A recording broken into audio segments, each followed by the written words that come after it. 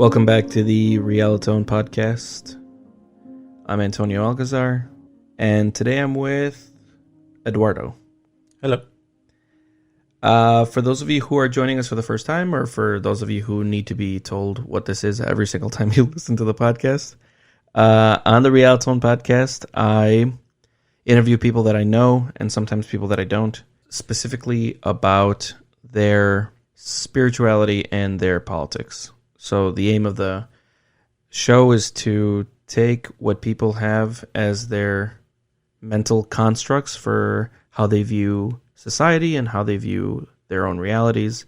And the hope is that hearing other people break down how it is that they see the world will help us communicate with each other a little bit better, especially right now that everything is so polarized. The thesis, I guess, of the show is that people are polarized because they are interacting with each other's labels and not so much with each other's actual viewpoints. And so this show will hopefully allow people to have a more empathetic viewpoint about what a person's viewpoint might actually be behind the labels that they give themselves. Because a lot of times we'll say we're one thing, and then when we actually talk about what we believe, we're not even that thing.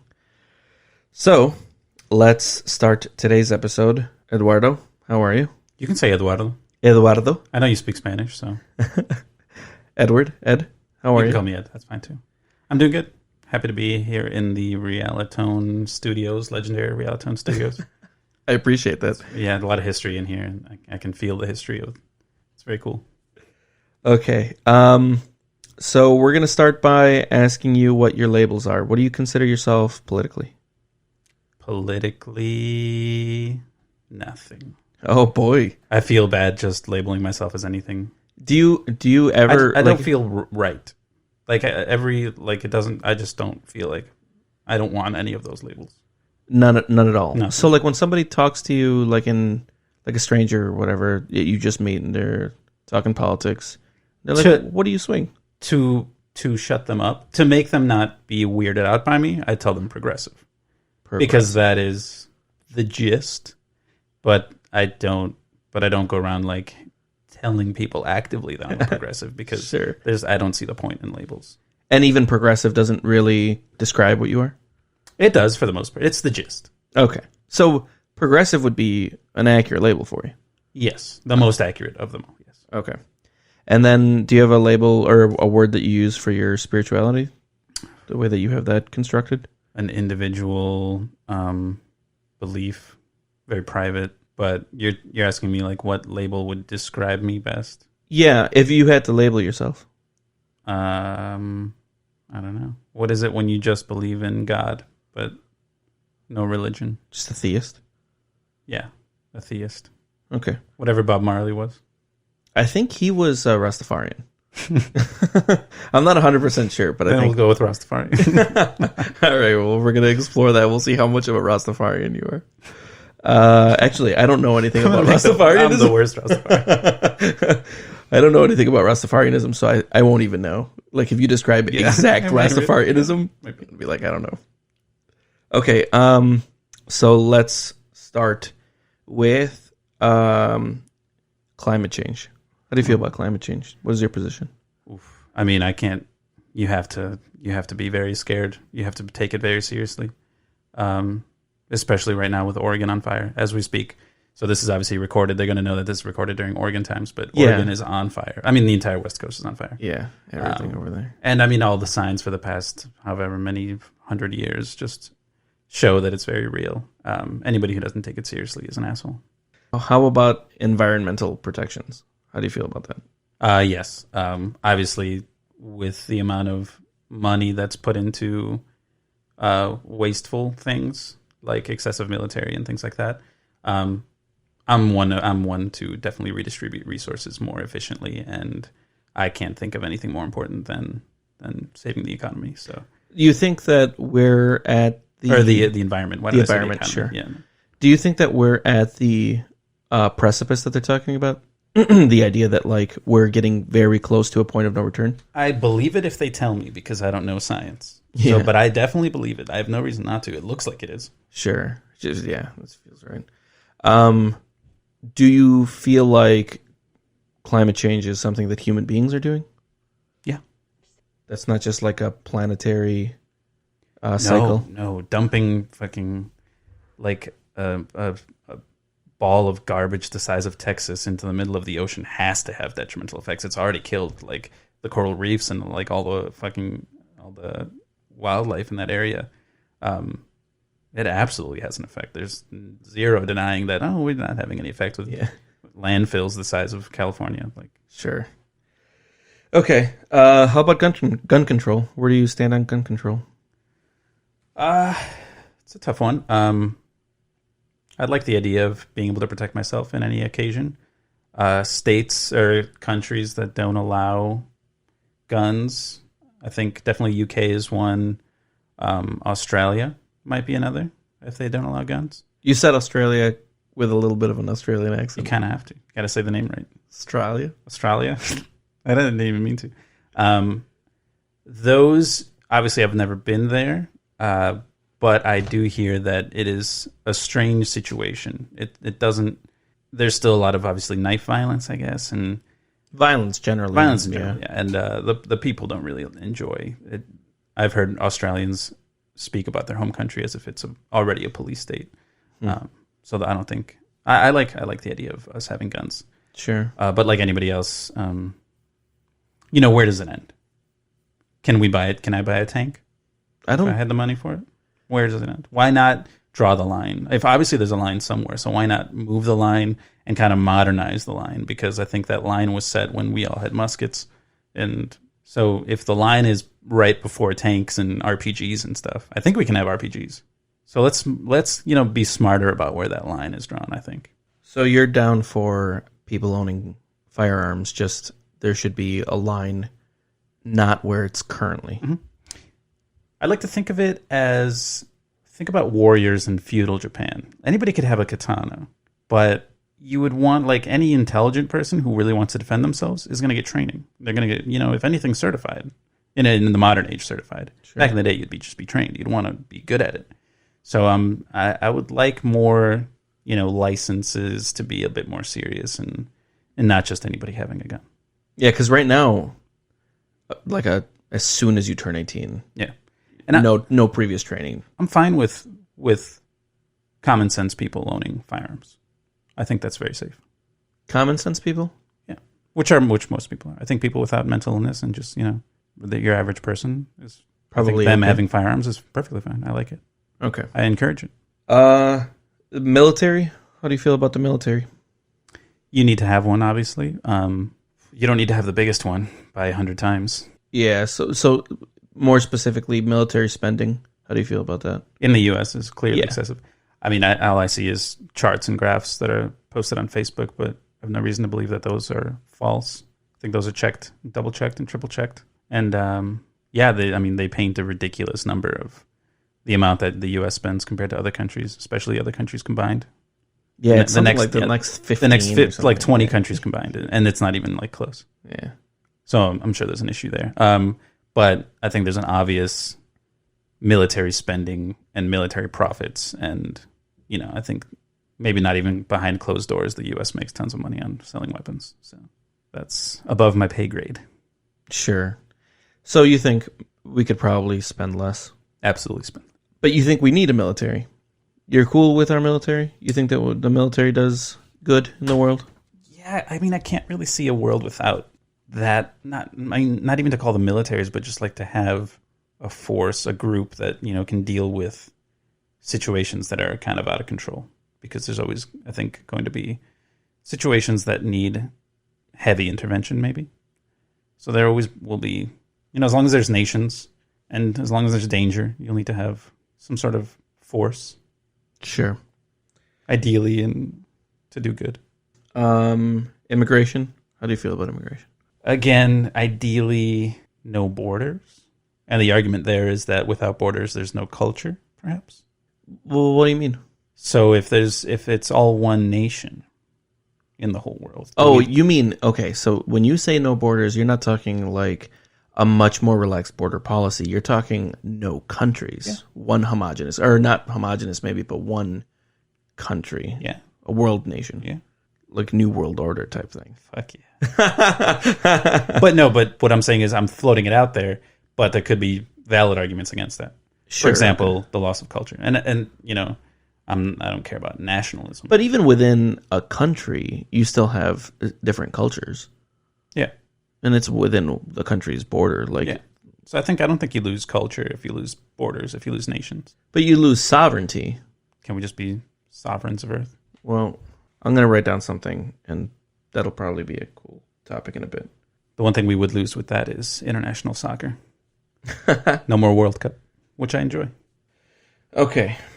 So you're for the dissolution of the state entirely then, as far as your immigration policy. You don't think that the concept of immigrants should even exist? So my ideas, I don't know how they could be implemented. I can't see the future and say that without nations, everything would be, you know, better, really cool or better in any way.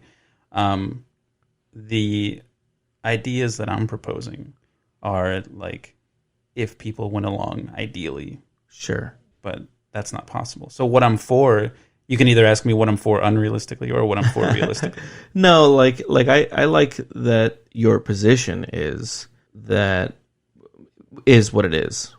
I like your position because ideally is what we are all working for.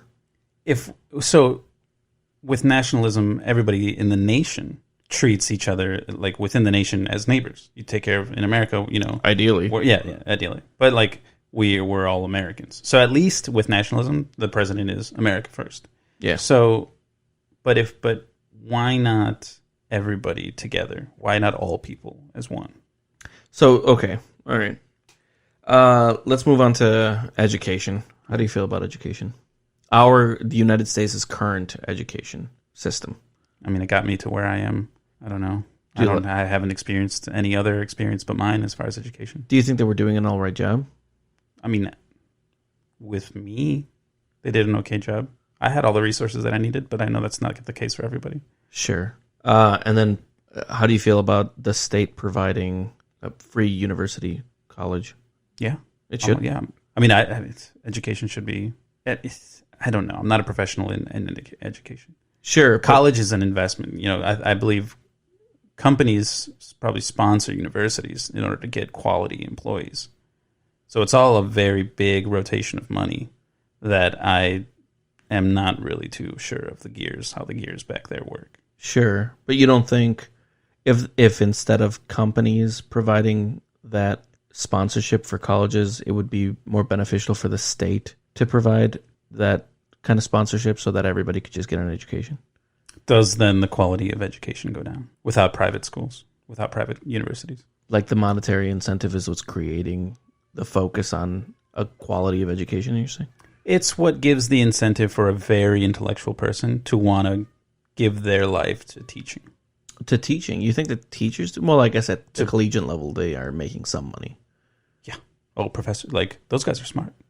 The people who work at like even like state universities, like University of Florida, those guys that are like in the agricultural programs, those are the guys that are like, and girls. I'm using guys. Fucking.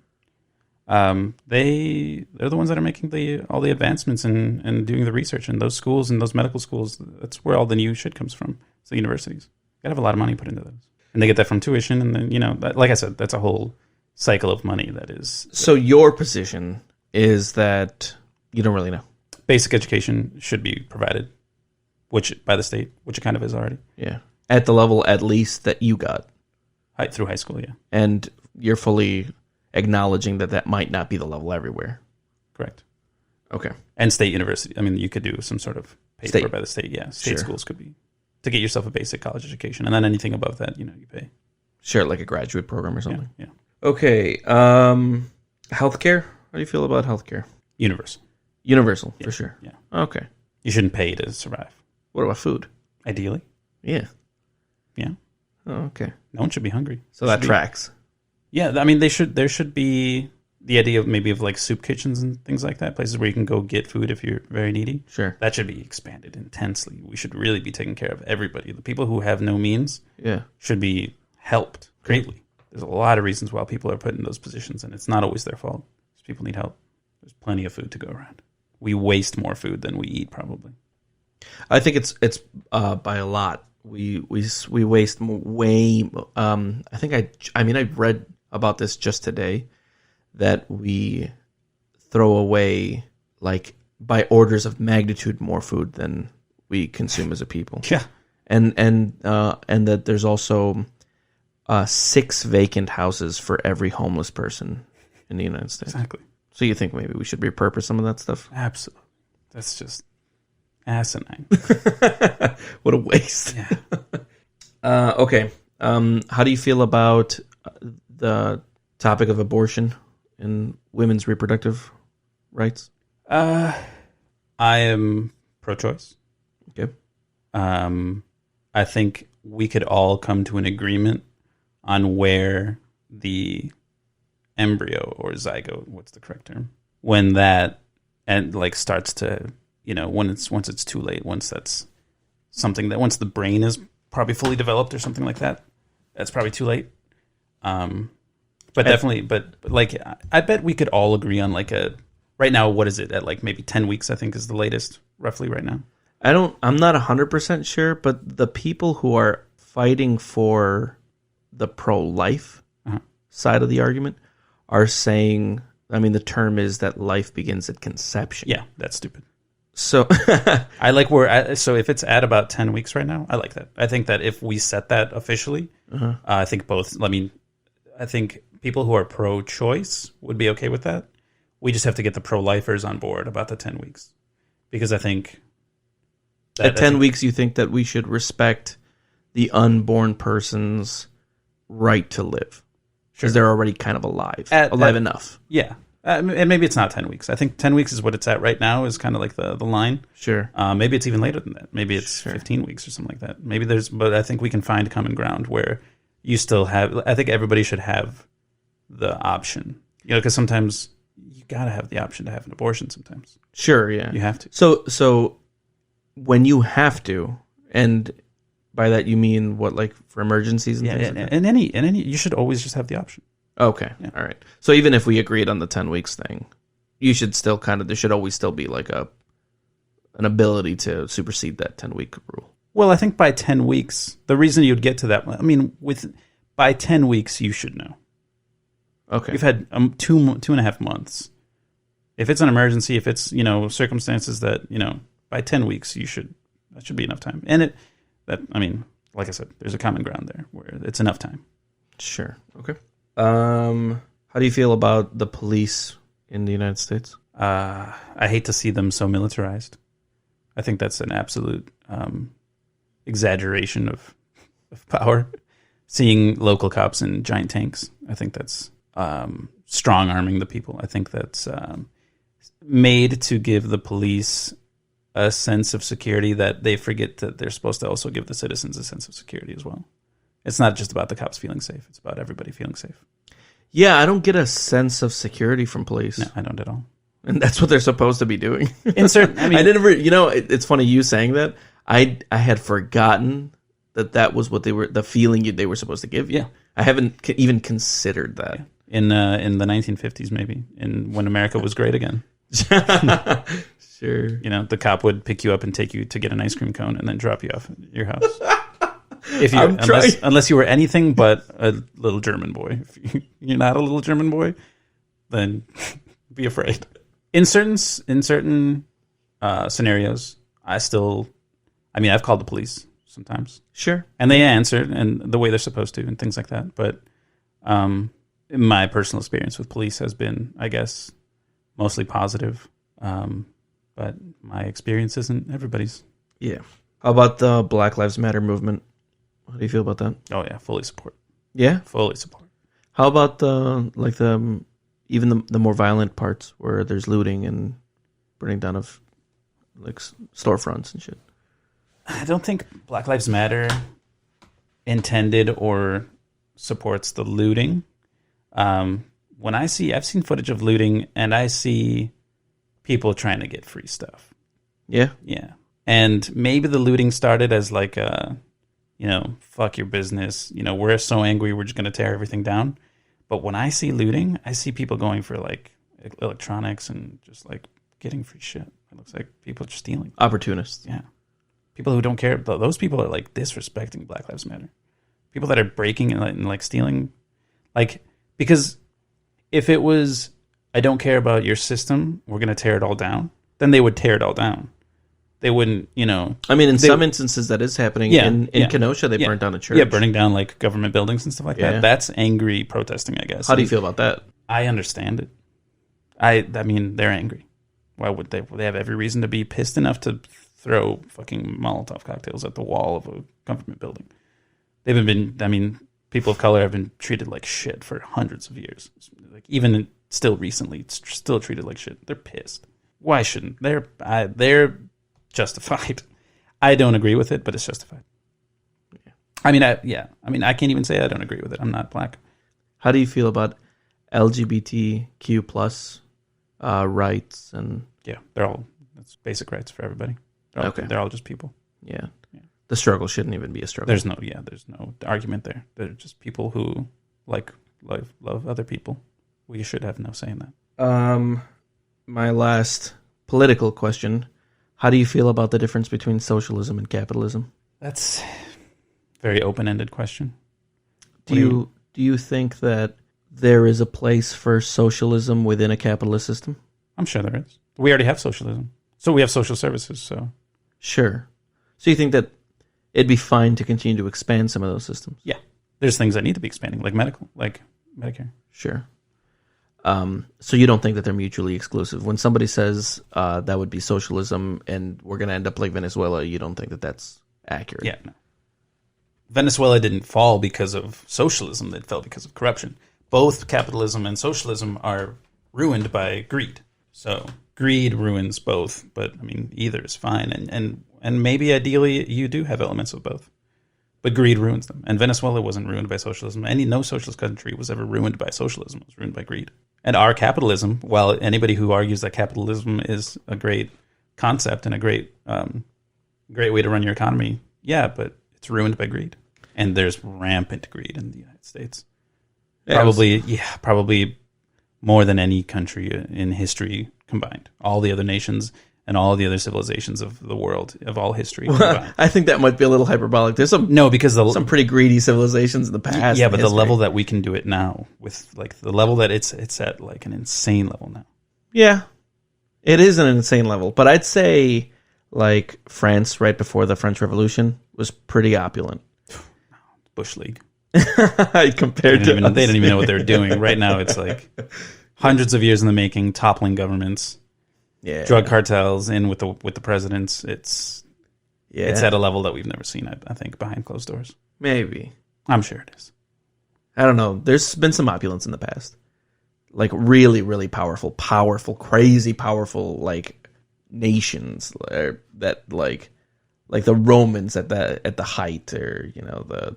Yeah, but that was basic level. It was just like you had your nobles and your peasants, and it wasn't. Yeah, but the nobles that was like that's what I'm talking about. It was so obvious then. It was so visible. You don't think it's visible now? It's pretty visible now. If you're looking for it. Okay. So now let's talk spirituality a bit. Okay. Do you believe in God? Yeah, you said you're a theist, right? Yeah. What is your concept of God? Like how would you describe the God that you consider to exist? I would call God the energy of the universe. It's all just one collective large energy. So a consciousness or a sentience that we couldn't comprehend. It's a sentience that's on a level that I couldn't even explain, that our brains couldn't even comprehend. But it's there. It's something that's just on another level. So just an extremely higher consciousness. Yeah. Do you think of that energy as permeating through everything, like we're a part of it? Yeah, everything, or it's above it. No, everything is one energy, and we're all part of it. We're little bits of it, experiencing ourselves in our own individual way. And so you believe in souls too? Do you have a belief in a soul? Yeah. How does that work for you? I can't explain. That would have to be the manifestation of the individual experience. Okay. So somehow that energy that is now given a consciousness in order to experience itself and, maybe learn, maybe our knowledge, what we learn in our lives, are like all that experience and knowledge is, given back to the universe. And that's how the universe grows. That's how the universe kind of just learns about itself, what life is. I don't think the universe is just kind of happening. It's not like deciding what's happening. Sure. It's just, it happened and it is what it is. And we're little bits of it we're the little feelers that are out there learning what life is. How about life after death? Do you have a concept for life after death? Do you believe in it? Yes, because I think since our lives are tied to the universe, I think when you die, your energy is just goes somewhere else. Like this body, this physical carbon body, dies. There's nothing in it. It just becomes, molecules and atoms again. But wherever our energy goes on into something else. And then you'd have to ask me about the soul, because then I don't know what happens to the soul. That's a mystery that we won't know until we die. You don't think it's knowable there's nothing accessible about it during your human lifetime? About what? About the soul? Yeah, about the soul. Do you think you could experience non-physical life in any way during your human lifetime? Like an out-of-body experience or an astral projection or anything like that? I think anything like that might be an illusion set by your mind. I think you could experience it, but it's not actually what's happening. It's something that your mind is creating. Sure, yeah. Okay. So the people that purport experiencing things like that might not be deluding themselves, but they might be experiencing something that is entirely created by your brain. It's as real as a dream. Yeah. And dreams feel very real. For sure. Feel very real. Your mind can create very real things that aren't. Do you ever think about like multiple dimensions, that kind of thing? I don't really like to. I think that's a little bit excessive. Like excessive as in it doesn't really matter one way or another? To say that there's an infinite dimensions where every possible outcome of what I'm doing or what decisions that I'm making are, unlimited, there's no need for any of that. Like, you're not saying that mathematically it can't exist. You're just saying, why even thinking about it? Why even, yeah. It probably is not. That's probably a little bit just reaching for... I mean, but there's some pretty good science around that. Yeah, like quantum mechanics that's not a disputed thing. And some very, very intelligent, very serious mathematicians, like Max Tegmark, like there's some like real people who devote every waking moment to just understanding mathematical concepts. They believe in like many worlds interpretation of quantum mechanics, which is like, I don't know. You're saying effectively it doesn't matter. Effectively, there's no need for us to think about that. Sure. It's not going to add anything. No, let's focus on our own dimension. Yeah. Okay, so let's talk a little bit about how you got to these thoughts, dude. How was your home life? Did you grow up in a political or religious kind of upbringing? Not really at all. I was taken to church as a child, Catholic, I believe. But I got the sense from my parents that they didn't take it seriously, and so I never did either. I kind of felt that vibe from them, that it was just something that we had to go to, but that they didn't care, and I didn't really need to care. If anything, my dad probably made jokes about it. Yeah. Just like, I mean, but he would still go. Sure. And, they would bring us along just because we had to. There wasn't a tremendous respect for the reality of it. There wasn't any the tradition of it. Well, because religion can be very intense, and if you're very serious about it, you get grossly intense about it. And I never got that feeling from my parents. So, like extreme religious people, they get upset if you don't align a certain way or think or say a certain thing. Yeah. They get mad, like, "Hey, you're supposed to do this." And I never got. And it's their job to make sure that you're doing it. Yeah, and I get 0 from my parents. So, and politically, you didn't. Nope. No. Because a lot of the things that you think are politically nuanced and religiously nuanced. So where did that come from? How did you end up thinking those things? I would call myself a late bloomer, sadly, because I had to. I grew up in a very, I don't want to say secluded, but kind of removed from the normal society in the United States because I'm an immigrant, and so in our household, we didn't really ever talk about what normal families talk about. What do you mean? Like, explore that a little bit. So just to be clear, you weren't born in the United States. No. You're an immigrant from Mexico. And you're here as a citizen now, or you're with DACA. Okay. So what do you mean by you didn't have the regular conversations? In the U.S., you kind of just know what your family is. I think in the U.S. there's a lot of, what would you call that, tribalism? Okay. Where everybody kind of fits different clubs. Sure. And being an immigrant, you don't. I wasn't given access, or I wasn't shown the clubs of the U.S. Yeah, because there was no access to it. I wasn't allowed. Yeah. I didn't even know they existed. I didn't even know what the Exactly. clubs are until I would, like, in high school. Then you start to see. I was going to say, you might have not even been disallowed. You just weren't even aware. So yeah, as you get closer to adulthood, you start to see that there is a lot of just ways that people are alike, and Sure. they kind of gravitate towards people that are alike, and that's why I always felt kind of secluded growing up. So I mean, I didn't have to care about any of those things until I was an adult, and that's when I started to form my own opinions, and it all came from me being an adult, going out on my own, making new friends, meeting new people.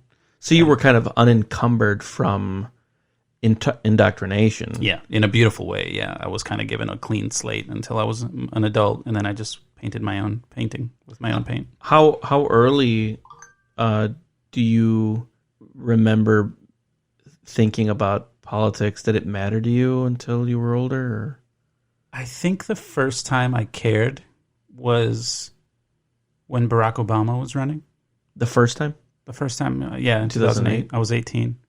I don't think I ever cared about who was president or who was. I didn't like think during the about Bush Congress. years, which were very politicized, very Yeah. polarized Yeah. years. You didn't give a fuck. No, and I can. I mean, it makes sense. I couldn't vote anyway at the time. Why should a 16-year-old have any opinion? Sure. And then when I was 18, coincidentally, that was a very exciting time for new politics and for young people to get involved. It was Barack Obama, so it was really, really good timing, I think, for me. So you went through all of that, all of your youth, without the need for politics or for religion. Without the need for anything. What do you mean? I was just like playing video games and just observing. Yeah. Do you feel like you grew up a privileged life? You could say that, but I wouldn't say that. I had difficulties. But then, I mean, anybody who's like not dead is privileged. Anybody who got to grow up is privileged in a way. Sure. So you acknowledge some privileges, Of course. because everybody's got some Yeah, privileges. because everybody who didn't die had the privilege of not dying. I feel like that's a pretty low bar. But I mean, that's so. There's obviously different levels of privilege. Sure. But you're saying you did grow up with some struggle. Of course, Sure. yes, and some really rough times, and some times that felt unfair. Some times that why is this kind of thing. Sure. And it wasn't until I was an adult that I was like, okay, that's life. The point of life is how learning from these situations. Do you feel like going through those situations informed your political ideas or your religious ideas later Yeah, on? that's the only way to get informed is to be affected by them personally. Maybe it's not the only way, but you kind of have to if you do. But that's what made it real for you. Yes, having struggle. And as an adult, if anything, I encouraged. The struggle. Yeah. Invited it. At some point you became focused. It wasn't just a thing that you started thinking about, but you clearly focused in on what made sense to you specifically. Did that get spurred for some reason? I don't think so. Because like a lot of these questions that I asked you, there is some like real cautious thought to a lot of what you believe. Where did the focus for that cautious thought come from? Why did you decide I should really try to understand the world around me? Well, I've met a lot of people, met a lot of different people, and like you said about the point of your show being about empathizing, I try to empathize with everybody. I try to empathize with everybody's way of thinking. If we are all of the same energy, then we are all a product of the experience that we were given, because none of us have chosen our lives. And so you have to empathize with everybody's point of view and the ultimate goal is always for us to just come together as one. So.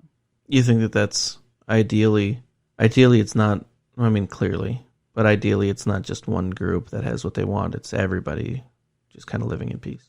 Okay. Let's kind of just explore some of these things that you said, okay? Yeah. So, you said that when we were talking about gun control, you said that there was a line that should be drawn somewhere between tanks and what we have. Wherever it is now, it can be moved. Because there's a line, unless we can, I mean, to my knowledge, I can't buy a tank, but maybe you can. I don't think you can buy a tank. Or if you can, it's not like a tank that can shoot a tank round. Maybe. No, I don't think so. Well, then there's a line. Yeah. And we can. Oh, actually, no, I don't know. I vaguely remember having a conversation with somebody who said that in Nevada there's a company where you can go and like fire some crazy shit. And like if that company exists, they bought it. So there clearly is some license. I don't know. I think they said for sure like a 50 cal. But I don't know about can you have a stockpile of dynamite in your basement? Would that be worrisome? Would the cops see that and be like, and like you just go like, hey, I'm just protecting myself. If somebody invades my house, I'm going to throw lit sticks of dynamite off my roof, and that's how I'm going to protect my family. I don't think that you can have dynamite. Well, yeah, and there's definitely a line. Like if you're in the backyard and you're like working on extracting uranium for a nuke, the cops are going to be like, oh, okay, buddy. And you're going to be like, hey, man, right, Second Amendment, dude. Just protecting my family with this uranium. First of all, I don't think you can just extract uranium out of the ground. I think that there's no. some, yeah, like a laboratory on it. No, I didn't. No, I think that you have to like find uranium. Like it only exists in certain like pockets or something. Okay. So then if you're like in the black market buying uranium, you're going to draw some attention. Yes, clearly, and I mean that's a huge thing, and like a part of like what the FBI and the CIA do, or they're making sure that people aren't buying that stuff. But so you're saying that there is a line already that we just have to focus in on where that line is. We need to come to an agreement on where that line should be. So my question is, what is the thing we're trying to accomplish with that line? Wherever it is that it lands, what would we like to see out of where that line gets drawn? Well, it's not just the line; it's also licensing and training. Sure, it all. But let's specifically the line on the accessibility of certain firearms. Uh-huh. What are you hoping to accomplish by drawing that line? The more powerful the weapon, the more devastating damage you can cause, and it would have been hard for these like big mass killings where like they go in and they shoot churches up full of people. Much more difficult for them to kill as many people as they did if they're only allowed, single shot semi-automatic pistols or semi-automatic whatever. Well, I mean, they did that with semi-automatics. No, like the Las Vegas shooter he like unleashed fully automatic rounds into that concert. There's no way I think he's the only one though. And actually, I'm not 100% sure that was fully automatic. Okay. I just know that he was shooting a high-powered rifle from the window. Yeah. But all of he might have had like a bump stock. Yeah. But even still, then the line is not the only thing, because I don't think you can move the line past semi-automatic. I think right now that's where the line is. And actually, I think Trump took away the bump stock, so like we only have semi-automatic. Then I'm fine where the line is now. So my question is, the law was written in order for us to be able to defend against the military, like literally government oppression, and a line that inhibits powerful weapons to be in the hands of the populace nullifies that entirely. Yeah, like I have talked to a lot of people who are just like, well, people need to be able to defend themselves and hunt, but like the purpose of the Second Amendment is to defend yourself against tyranny. Do you feel like that's antiquated? Yeah, because defending like a militia could possibly defend themselves against a small battalion in the late 1700s. Yeah, but no one's going against the military right now. With all the weapons in the world, if the military wants to get you, you die in 2 seconds. So that's kind of stupid to say that you would fight off the government with your automatic rifle. That's sure asinine. But that's what I'm saying. What if you had full access to all the weaponry in all the world? You think that would just like inevitably lead to more violence, or? Yeah, you could just cause too much damage with that kind of stuff. It just shouldn't be put in the hands No of need. people. You never need to cause that much damage. But then you're putting a tremendous amount of trust in the state, you know? I mean, we're supposed to elect the officials that we put in charge of the state. Yeah, but that's why that Plan B was written into the Constitution, because they could pull one over on you. And then they'll win. They have the power of the military. Yeah, but that's the point. The point is that they shouldn't be able to win so easily, at least. That's why the Founding Fathers wrote that in, because they were just like, well, if a group ever gets crazy... Then you kind of need the one nation idea that I was saying before, because then with the one nation idea, then you don't need a super powerful military. What do you need? You just need a police force. And then with that police force... I see what you're saying. But then the citizens can have access to the same amount of weaponry that the police force has. So you're saying that there wouldn't be a need for all of the catastrophically powerful military weapons if we didn't have to fight other nations. Yeah. If there weren't other nations to fight. Yeah. And then a police oppression would be easier to fight because they wouldn't need crazy weapons. Yeah. The fact that we're at a point where there's drones with like laser rockets, missile guided, that can kill any target within, 100 miles. Yeah. The fact that there's that, the fact that we need that, the military, like it's already out of hand. Yeah. So there's no way to fight it at this point. No, the Second Amendment need for tyrannical defense is silly at this point. It's so silly. How do you feel about that specifically? The idea of a revolution happening in the country. Do you think that's even possible? Some kind of like armed revolt against the government? Like if the government right now just kept ramping and they were just like, you know what? Nobody gets rights anymore. Everybody stay in their fucking homes. Nobody go outside. And the people were just like, no, fuck you. Like this is fundamentally not what the United States is supposed to be about. What do you think? Is that a good thing? Would you just be like... We should fight, but we would lose. Do you think we would lose? In the worst situation, in the worst scenario, we would lose? Yeah. Hopefully not. Yeah. We would all have to put our lives on the line and say that we're not going to live in a world like that. But like, my question is, you wouldn't need to have a tank necessarily to fight a tank in your own country.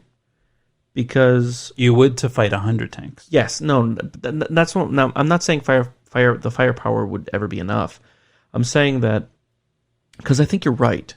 I think that the United States spends more on their military than the next 20 countries combined. How in the world do you think that any amount of civilian grade weaponry is going to stand up to that? Mm-hmm.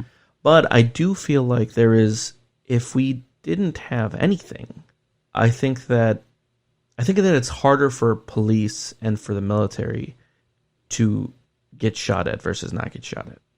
I feel like there's a lot more like, maybe I won't even do this. Like, why would I go out and put my life on the line and get shot by, like, my own people? And I feel like if there was just no weaponry, then it wouldn't even be a question. I'd be like, okay, well, this is just part of it. I think they'd go to the cities and the streets with less fear. I think they should fear us. Yes. Because if they went in without fear, then they like to exercise their force a lot. They like to strong-arm people. Like But they do that because they have some idea that nothing's going to happen to them. Yeah. Like they might get a rock thrown. So if we were unarmed, they would have that even stronger. Yeah. Yeah.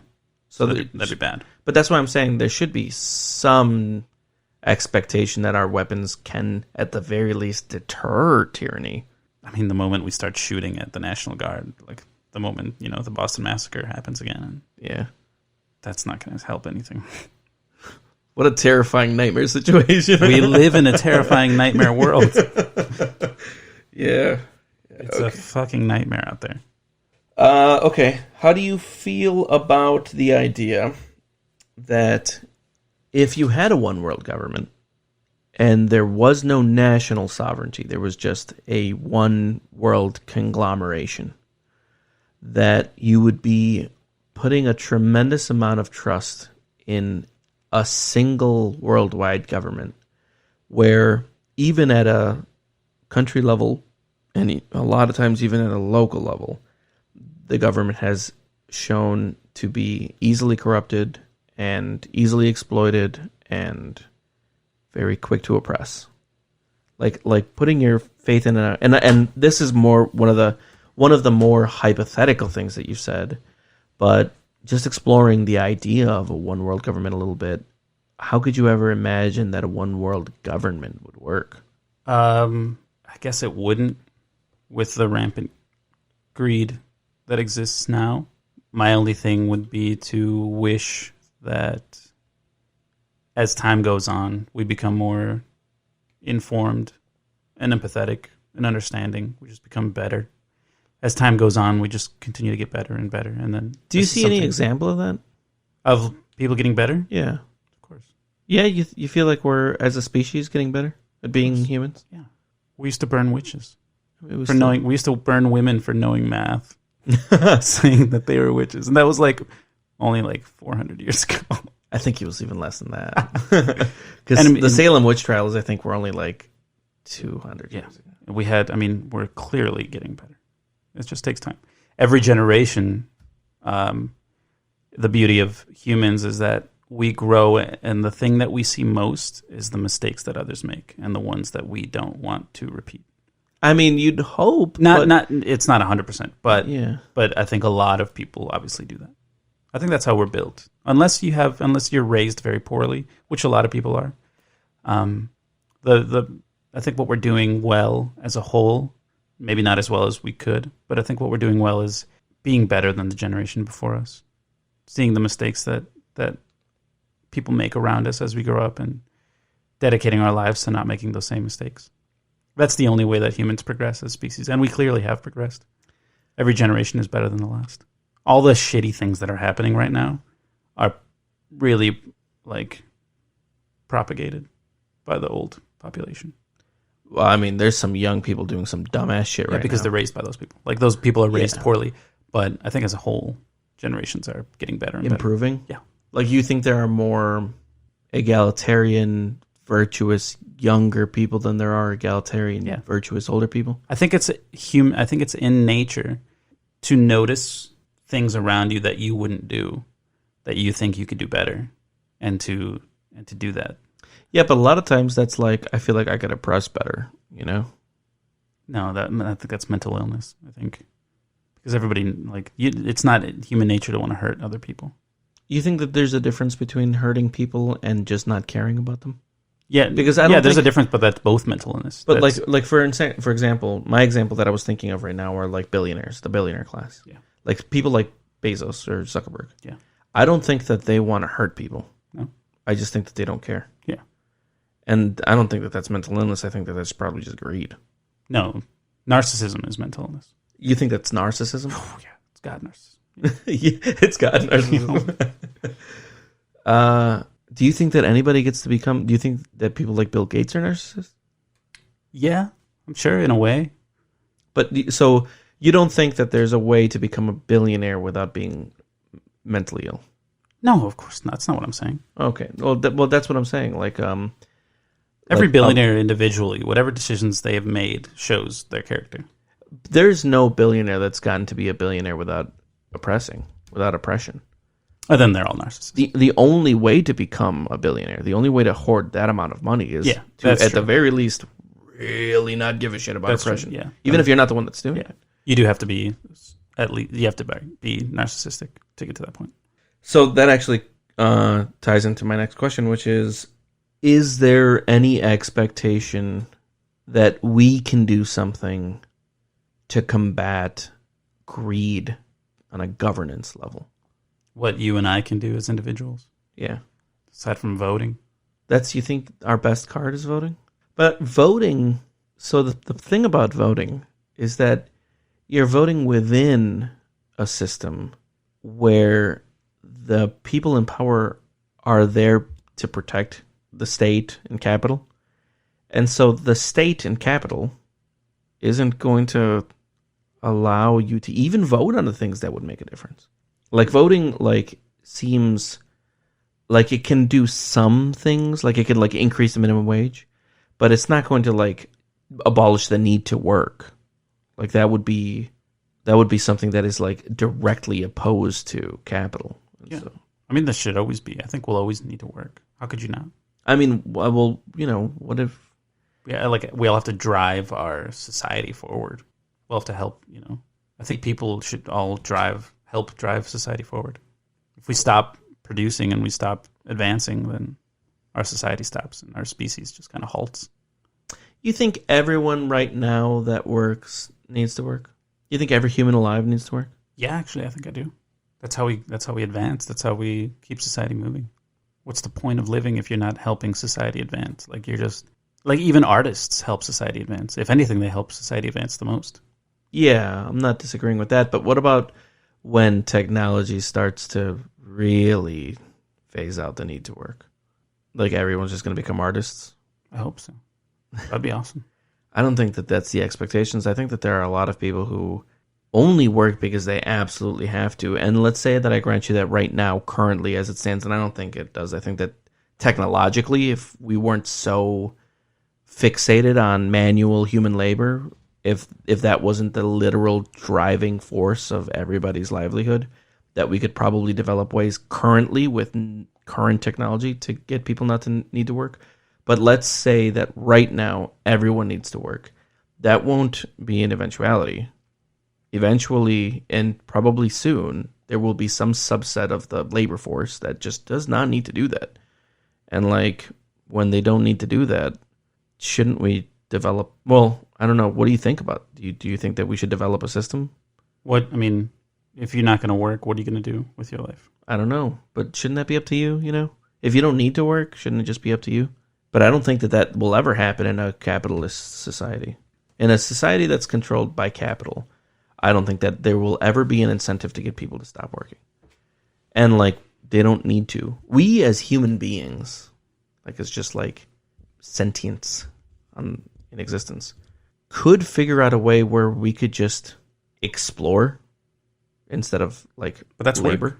Work. Sure, but that's not necessarily work in the service to society.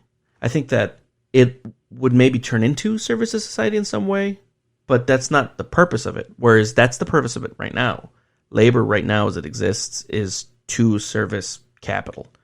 But what I'm saying is we could be like, hey, let's develop... Not to service capital, to service society, because research isn't really to service capital. Yeah, but like things like jobs right now that aren't automated but could be, those jobs are purely to service capital. Of course, yeah. But what I'm saying is we could try to develop a society or work towards a society where we're freeing as many people as possible from menial labor, from labor that is unnecessary. And there would still be people that work, researchers and artists and things like that, who would just like want to do those things. And because like I know I would fucking continue doing the things that I want to do, and they'd be like beneficial to in society. Some way to somebody. But they wouldn't need to be productive economically if that system wasn't in place. Yeah. But what I'm saying is we'll never explore any of that. Like there will never be an exploration towards a society that doesn't need to extract profit from people if we are voting, because voting is strictly within a capital system, and the capital system is not going to allow for that to change because capital is continuing itself. You just said that we're going to be forced to change once jobs are automated. Well, we're going to be forced to come to terms with what it means to have less jobs, but I'm not sure that that's going to mean that we're going to abolish capital.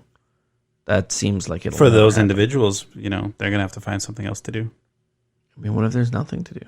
So, so that's what you're saying. So if we get to a point where people don't need to work menial jobs, then they're going to have to find something to do, right? You just said so. Yeah, but like, I think that we should free people from the need to. And what I fear is that there's just going to be more homelessness. What I fear is that there's not going to be a pivot, that it's just going to be like, okay, well then you didn't get to eat and we don't care about them. Why the hell would we care about you? Like, because that already exists. There's already people that don't have jobs and stuff, and we don't care. Like, the homelessness situation is bad. Yeah, but the money is there for those people. But the resources are there. The resources are there. But we're not using it for that. I know. So that's the problem. It's not that there's no jobs. The resources are there to take care of all people on this planet. Just need to use... But that's what I'm saying. So, like, I feel like we do agree. Yeah. Because, like, we could take care of those people and not expect anything from them. and that'd be fine, right? If you don't want to produce, then whatever. That's not your. Yeah. The economy's going to be fine. The the issue with that, now I feel like I'm arguing against myself, but the issue with that, though, because the next thing that I wanted to talk about is because this is something that you brought up, we should be able to feed and house all the hungry and all the homeless, because we have enough. But you take away people's incentive to produce that way. Currently, as it stands, the reason that they don't want to do that is because they don't want to give people the option to not do anything, because the economy would crumble. How do you feel about that? If we had the option to not do anything, what would we do? What would people do? I feel like a lot of them wouldn't produce. And I personally think that's fine. Especially if we could figure out a system to get that to be possible. But they'd want to consume. Yeah. They'd want to keep consuming. And so the drive to want to keep consuming makes you want to make money. And it's not like we're forced to work because, we're incentivized to work to have the quality of life that we seek. And it's a system that seems to work, ideally. On paper, it works. I don't work because anybody forces me to. I work because I want to have a comfortable life and I want to have video games and stuff. Yeah. How do you feel about UBI? I mean, do you need UBI if you have access to all the things that you need already? So you think that in place of UBI, there should just be a strong social net? Yeah. Like of housing and food and like beyond what UBI would provide, because UBI is providing the proposal by Andrew Yang in this last presidential cycle was $1,000 a month. $1,000 a month. Yeah. But housing and food and education and Medicare is way over $1,000 a month. I think the money's there for even that. Really? Yeah. Hundreds of billions poured into military. Yeah. Hundreds of billions. I think you can 600 billion. I think you can easily pay for all of that with hundreds of billions of dollars. And taxation on people like Jeff Bezos. Who, as it stands, does not get taxed. Yeah. The money's there. So, how do you feel about billionaires specifically? I don't know. What can you say? Do you think that we should just be a little harsher with them? Not harsher with them. More so the issue with them is specifically, let's talk about Jeff Bezos specifically. Mm-hmm. The quality of like the work environment that his employees are put through, how they're treated, how much money they make, the hazard pay, the benefits, the insurance. Walmart also employees there. They get the bare bones of compensation, and the people at the top there are taking in excessive money. The companies that produce so much money that those owners are able to have hundreds of billions of dollars. Anybody that's part of an organization like that should live very comfortably because they are even at the bottom rung. Even the most basic of Walmart, because there's so much money going into Walmart, those people should have money. Those people should. None of them should need more than one job. No, they work at the strongest company in the United States. How can the strongest company in the United States that makes hundreds of billions, how can there not be enough money to give the people working at that company? But see, that's exactly what I'm talking about. This is exactly my point, dude. Like, I agree with you. And from the outside, it sounds like these are things that we could fix with laws. Mm-hmm. You pass a law that says if your company makes a certain amount of money, even your lowest paid employee needs to make a certain amount of money. Yeah. A certain point percentage of... Sure. Yeah. But specifically in that case, you need to vote for that. And corporate interests who have a ton of money in politics would never let that happen. It's been tried. It's not up to them. But it is. No, it's up to the people in office to allow themselves to be corrupted. But they do. Yeah, but it's not the money's fault, and it's not the corporations. They can try to influence all the things that they want. It's up to the people that we elect. But you need an incredibly virtuous electorate. Incredibly virtuous, just to not. I think because money corrupts pretty easily.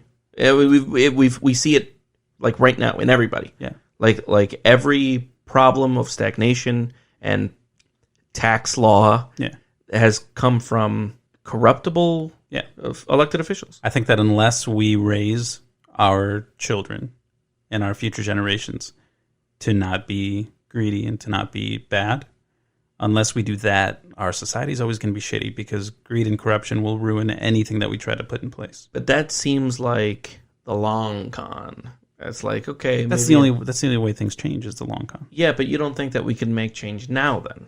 By dismantling everything? Not necessarily dismantling everything, but what you're saying is that the way to change that is to make more virtuous people, and that at some point it'll be a tipping point, and there'll just be enough virtuous people and enough. It won't be a tipping point. It'll be a gradual change, and I think that's what we're already seeing. You think that we're close? How close would you say that we are to seeing real corporate reformation in a way that Bernie Sanders? Yeah, but they said no thanks to him. But he was close. He had all the support that he needed. But it didn't happen for him. But that's how close we are. But it way didn't happen for him. Like he dropped out way beginning. No, but he was close. He's been close for the past 2 election cycles. How do you mean close? Because he showed that he has great support. But the people spoke that they didn't want that overwhelmingly. But then we still just need more. He had more support this time than he did 4 years ago. I mean, okay. So specifically to your point about things getting better gradually, FDR was let's say equally as radically. Yeah, but what was society when FDR was president? But that's what I'm saying. FDR won. What? FDR won. Yeah. And he won twice, and it was landslides. Actually, I think he won more than twice. He was the one that they kept electing, and they were just like, okay, you can only serve president like 4 times. Yeah, and that was a long time ago, and people are way less socialist now. Like we have walked away from that. Yeah, like we're not progressing in that sense. Not, but in others we have progressed. Because Bernie Sanders specifically was running on a very FDR ticket, and people were just like, that can't happen. It's pie in the sky, which I feel like is representative of what people think. It's what people think is possible, want, the direction we're moving. I don't see us moving in a positive direction. I don't think people are getting better generally. I think that there are some people that want some good things, but most people don't want those good things or don't believe it's possible. We're kind of screwed in that there's systems in place to influence how people think. Yeah. Especially at a young age. Yes. So, but and that's exactly what I'm talking about. Those systems are driven by capital. Those systems that are in place to make people believe a certain thing or to get people into camps or to give people certain options only. And they're inaccessible. They're we're unable to change all that because of greed. Yes. So it's driven by capital. Yeah. But what I'm saying is greed ruins any type of system that you would ever want to put in place. How do you stop that though? There's no way. Like I said, that has to be the slow con. That has to be just creating better and better generations. That's a long game. But that's a long game. That won't be in our lifetime. Hundreds of years. It's taken thousands to get to where we are. Just ride the wave, man. Ride the wave of life. It's shitty. Damn, dude, that's bleak. I feel like we can do more. I think that we can do more. I think that we can organize and we can do a little bit. And yeah, of course. Go crazy. I think that we could go crazy and really. What are you talking about? You're talking about breaking things down that could make us go backwards. Maybe. But I also think that it could also propel us forwards. No, you have to be careful. You don't want to go backwards.